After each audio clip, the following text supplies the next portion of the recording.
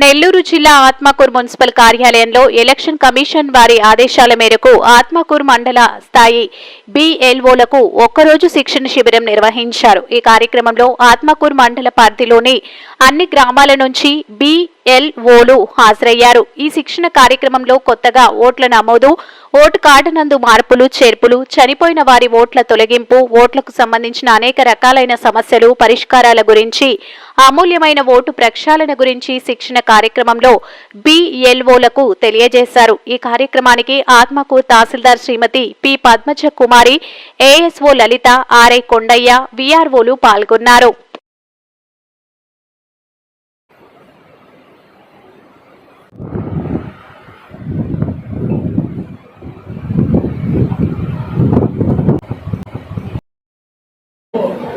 అందరికీ ట్రైనింగ్ శిక్షణా తరగతులు ఇవ్వబడుతున్నాయి.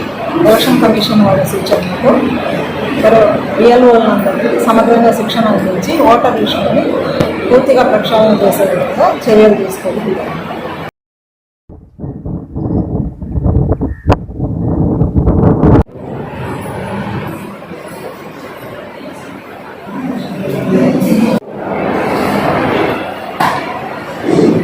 ఖచ్చితంగా ఆ దరఖాస్తు క్లియర్ చేయాల్సి ఉంటుంది. ఆ దరఖాస్తు అంటే 6 కావచ్చు, 7 కావచ్చు.